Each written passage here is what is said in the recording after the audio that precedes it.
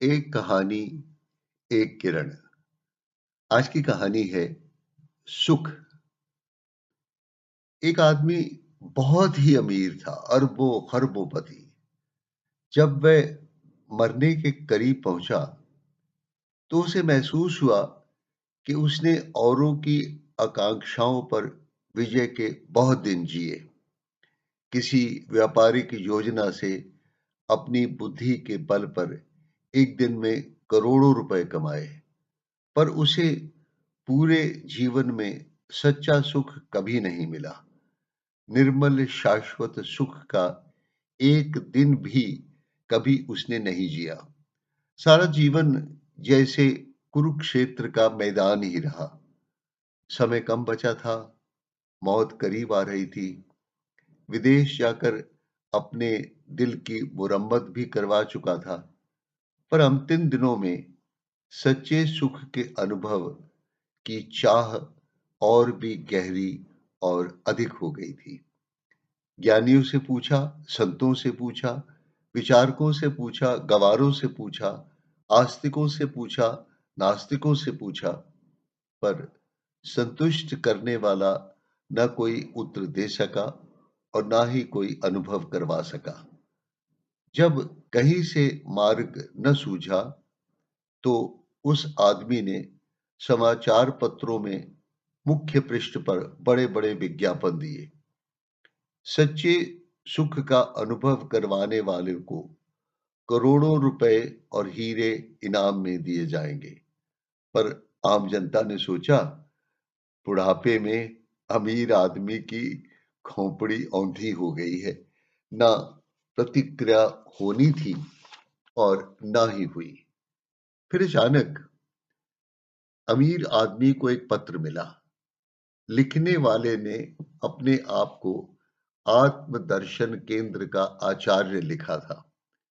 आमंत्रित किया था कि अगर सच्चे सुख का अनुभव करना चाहते हो तो घोषित इनाम की राशि और पुरस्कार के हीरे जवाहरात एक बैग में डालकर केंद्र के आश्रम में भोर की पहली किरण फूटने से पहले पहुंचो। अगले दिन सुबह होने से पहले ही वह जंगल में स्थित आश्रम की ओर निकला। अभी कार जंगल की सीमा में दाखिल हुई थी कि 4-5 युवा साधुओं ने कार को घेरा, बैग छीना और भाग निकले। अमीर आदमी उनके पीछे पीछे गया। दौड़ते दौड़ते आत्मदर्शन केंद्र के पास से निकले, जो महज एक सुनसान कुटिया के बाहर टंगा हुआ बोर्ड था। अमीर आदमी बुढ़ा था, युवा साधुओं को पकड़ ना पाया। सुबह सुबह ही 10 करोड़ नगद और 10 करोड़ के हीरे जवाहरात का झटका लग गया।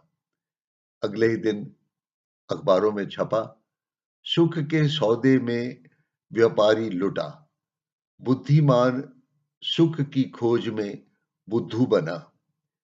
जैसे जैसे घटना की चर्चा बढ़ी, वह अमीर आदमी शोक और शर्म के सागर में डूब गया, अपनी मूर्खता से संतप्त होकर। इस मनोवेग में की गई भूल कर आत्मग्लानि और अहम पर भीषण आघात ने उसे दुख के गहरे सागर में डुबो दिया।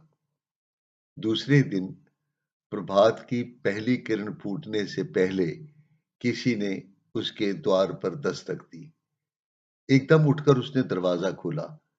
सामने 4 नौजवान साधु और उनके गुरु खड़े थे। उनके हाथों में उसका बैग भी था। गुरुजी ने बैग आगे बढ़ाया। अमीर झपटा और बैग को सीने से लगा लिया। चेहरे पर फिर से रौनक सी आ गई। सूखे होठों पर मुस्कुराहट खेलने लगी। बैग खोलकर नोटों की गड्डियां गिनता गया। हर एक लाख की गड्डी गिनने के बाद हर्ष में आनंद विभोर नारायण नारायण गाने और चिल्लाने लगता। जब पूरी रकम और रत्न ठीक निकले तो उसे लगा जैसे अनोखे सुख का एहसास हुआ हो। तभी गुरुजी ने धीमे से स्वर में कहा, जो सुख हमारे पास है, उसे हम सुख नहीं जानते। जो उपलब्धि हमारे पास है, उसे उपलब्धि नहीं मानते। जो पद है, उसे अपनी क्षमता के बराबर नहीं मानते। जब समय में हाथ हो, तो उसका मूल्य नहीं जानते। जब निकल जाए, तो धूल के कण बटोरते रहते हैं।